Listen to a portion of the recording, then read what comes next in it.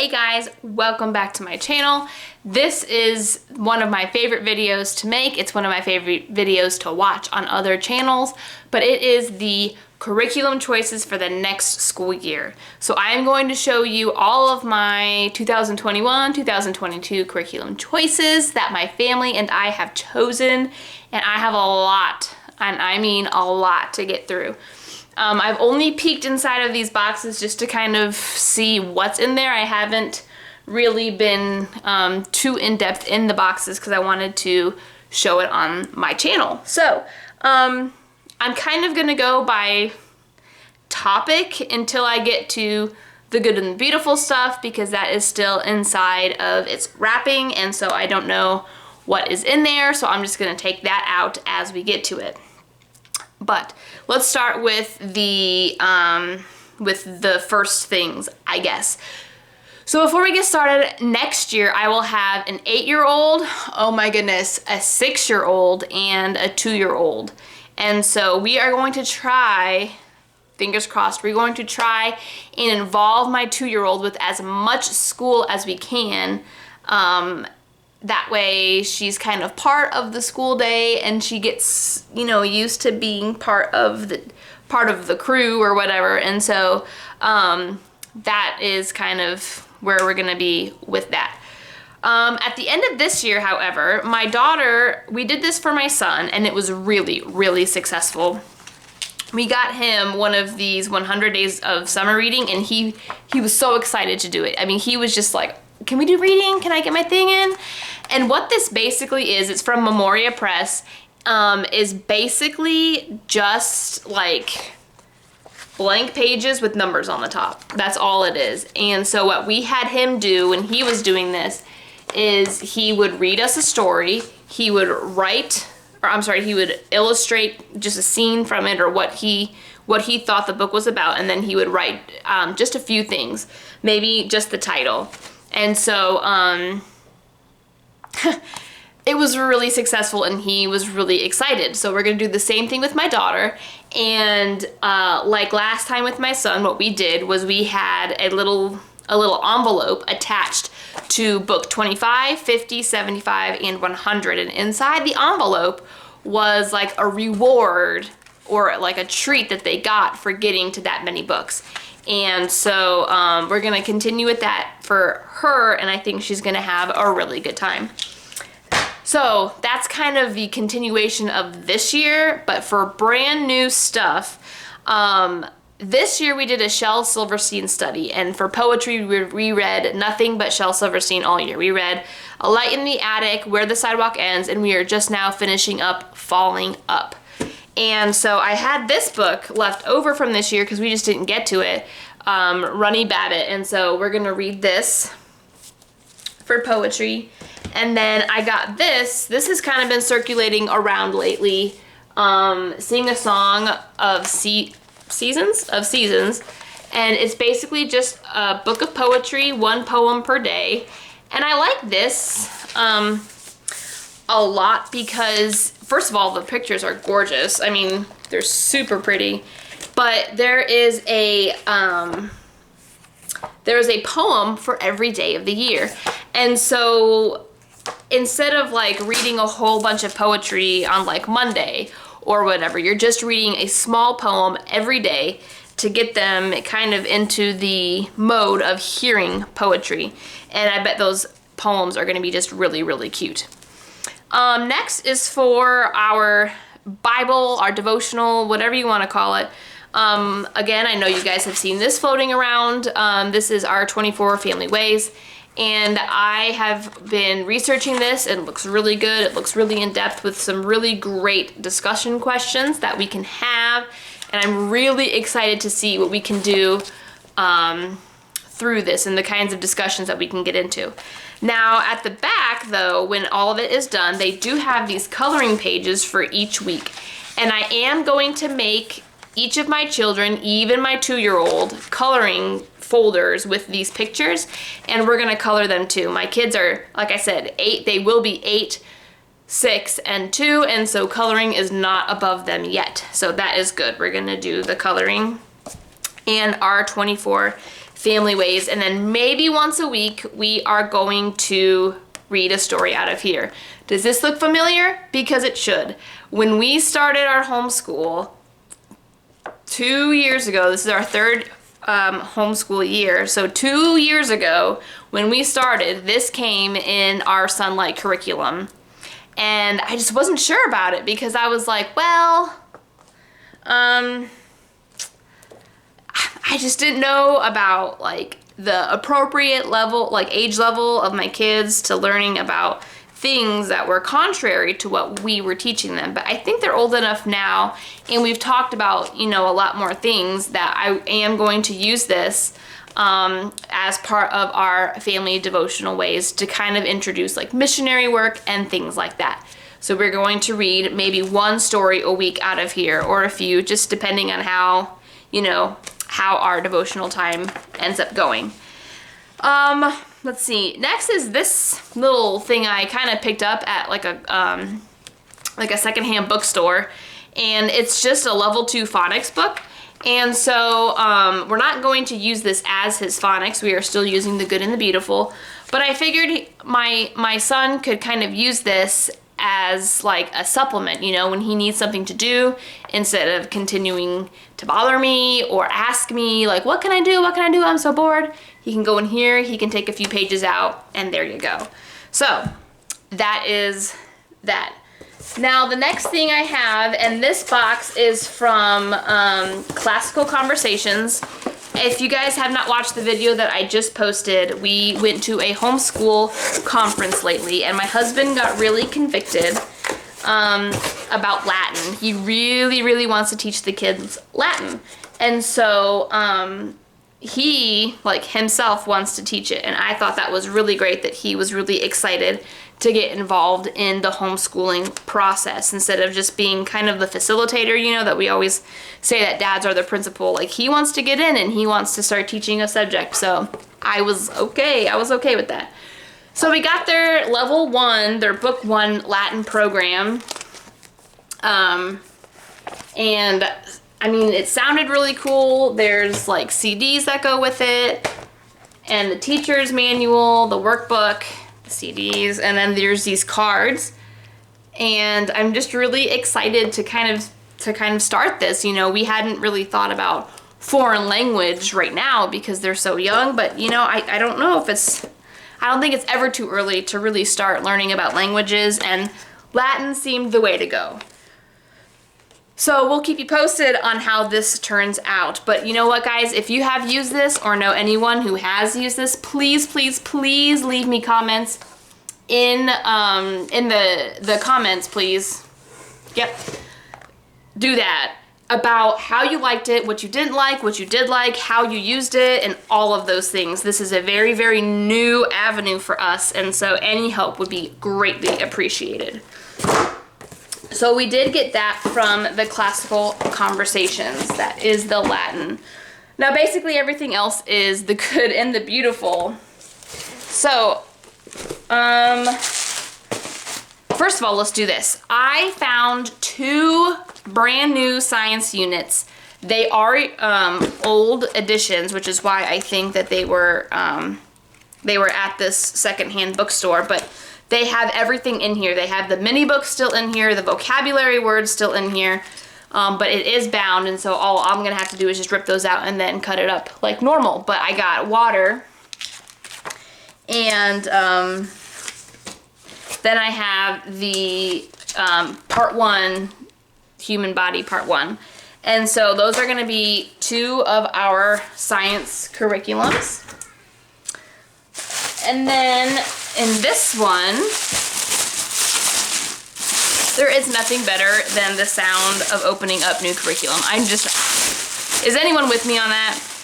And then this one is Math 1, Part 2, Math 1, Part 1 for my daughter. She is on Math K right now, and she will be ready to move on to Math 2. Now, we are still using the old Good and the Beautiful math program. I know that they are coming out with the Simply Good and Beautiful math at the end-ish of August, and is it the end or the beginning? Anyway, it doesn't, sometime in August, but you know that, it was really late for me to get math curriculum and then wait for the shipping and all of that, because we like to start our school year in July. And so I kind of didn't want to wait to get the new curriculum, but also we already have all of the manipulatives for part 1, because this is what my son is on right now. And so I just had to buy the books, and I thought that was such a good deal for math. So I am really happy that we went with this, and I love the way this is set up so far. So we are just going to continue on with that. That's level 1, and then we also bought level 2. The level 2 math, like I said, if you're not familiar with the Good and the Beautiful math of the old version, level 1 and level 2 share a manipulative kit. And so you do not have to purchase a separate one for level 2. They share the same kit. And so my son will be in level 2 next year. And so again, I just had to buy the books. I was so excited, and they were discounted. So it was a major steal this year for math, and I am really excited about it. Plus, again, I love the math. I'm sure Simply Good and the Beautiful math is going to be great too. And the year after next year, we will have to turn over and do the new curriculum. So hey guys, that's one box down. Woo! Next we have the History Year 2 game, Explorers and Settlers. We love the Keys of History board game that came with level 1. I mean, my kids are still really young, and so a lot of the stuff they don't all the time remember, but they love playing that game for some reason. So I'm excited to see another game in there. Okay, so this one here is, oh, okay. We have our botany unit. We're gonna do the water, the human body, botany, and then here is the book bundle that came with it. And then we are also doing arthropods. What kids don't love learning about bugs? I don't know. And then the bug book, read aloud book set. And then along with the, where was that? Along with the water unit, I know that it's not the update. There is a new version of the water science unit out, but I bought the book unit that they have for the new one. And then I have handwriting level 1 for my daughter. And then this is the History 2 pack. It has the stickers for the timeline, and the timeline I'm assuming is in the back, and then the manual. And then I also, this year I bought the History Year 1 book pack, and I did the same thing this year. I bought the History Level 2 book pack, and I'm really excited that I did. And so I have the Mooring Tree, which is a level 7. Fuinqing, which is a level 7. The Falcon of Eric the Red, which is a level 6. And then Edith Cavell, level 7. And so these are the 4 books that came with the read aloud pack, and so I can add these to my library. I'm really excited about that. We've actually really enjoyed the history read alouds this year, and so I'm just assuming that they're going to be great next year as well. Also from the Good and the Beautiful, we are going to start typing 1 with my son. Again, I haven't used this yet. I'm so excited to use this. It looks really easy and really well laid out. Pretty simple enough for him to understand. My son is starting handwriting 3, which is the cursive. And what I thought was really cool is up here at the top, they have the rainbow in dots. And then down here, you follow the same rainbow dot pattern to learn how to properly form the cursive letters. And I thought that was so cool. So creative. That's why I love The Good and the Beautiful. But he's doing cursive level 3 this year. My daughter is graduating to level 1 language arts. And then my son, he is actually going to repeat level 2. He is doing level 2 right now, and I just don't feel comfortable taking him to level 3 right now.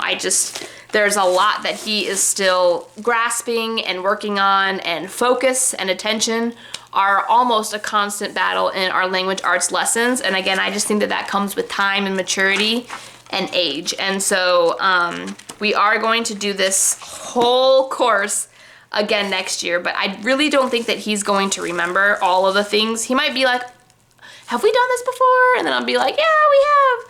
But other than that, I think he's gonna be fine with it. He really enjoys language arts, but a lot of it is just geared toward older boys.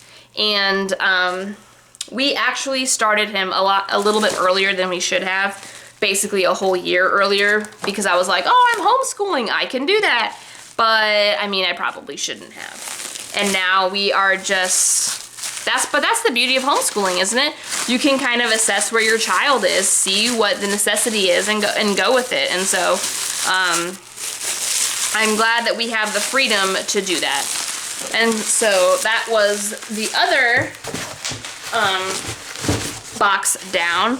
And the last box I have is, again, last year, if you watched my my curriculum choices, I did a huge haul from the Good and the Beautiful library, and I got every single level 1, level 2, and level 3 book that they had, which I'm glad I did, because we are almost through them all with my son. And so this year, in this massive pack here, I got all of the level 4 and all of the level 5 books.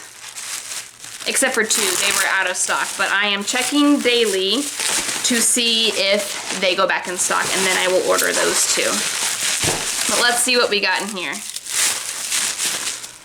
So the first one is Mammals of Small Ponds. Again, level 4. Beanie box set. Beanie and his dog and Beanie and his pony. So those are level 4s as well. Those will be really cute. Let's see, these are all 4s. This is a 5. They're all kind of in there. This is Anne and the Island Storm. This is a level 5. Oh no, they're all falling. This one is Jean Marie and her Golden Bird. This is a level 5. Toby has a dog, level 4. Prudy at Meadows Farm. This is a level 4. Baldy the American Eagle. That's a level 4. Fiddler Crab, level 4. Now this book actually came in the Bugs, the Read Aloud pack. And so I think I'm going to give this to my niece for like her birthday or something like that. Because she, for some reason, likes crabs. I don't know. She likes to eat them too. But anyway, neither here nor there. Susie and Lizzie boxed set. This is a level 5. Melissa Across the Fence. This is a level 5. Judy, level 5. Now this is a really big book, and I don't know if it's too much to wish for that my son will be able to read this by the end of next year. I mean, his reading is really great, but this is a really long book, so we'll see if we get to that one. Gold Mountain, level 4. Poplar, number 11, Poplar Street. That is a level 5. Back to Poplar Street, level 5. I'm assuming that's a sequel to that one. Brian's Victory, level 4. Tino and the Typhoon, that's a level 5. Cherokee Run, this is a level 5. Mpango of the Congo, probably not saying that correct, that's a level 5. Mpango. Calico, level 5. The Adventures of Philippe, The Story of Old Quebec. Over the Hills to Nugget, level 4. And this one is the Nature Reader, which is a level 5. And I think this is also part of the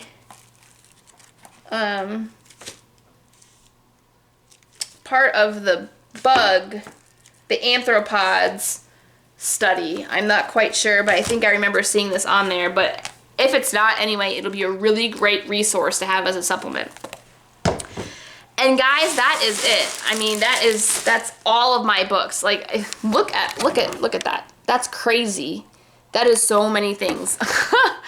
But now I get to go through it all and kind of make sense of it. I'm not gonna open up and look at the actual manuals probably until May when I start to plan, but I have not even gotten my planner yet. That's how bad I am. I'm a little bit behind on that part. I usually have my planner by now, but you know, life gets in the way sometimes. So anyway, this was my huge, mostly the good and the beautiful haul of my curriculum choices for 2021, 2022. Thank you guys so much for watching. I am blessed that you would even spend time with me today. And so I just want to wish you guys a happy day, happy homeschool day, happy homeschool off day, whatever, you know, whatever it is that you're watching this on. Have a happy one, and I will see you guys in my next video. Bye.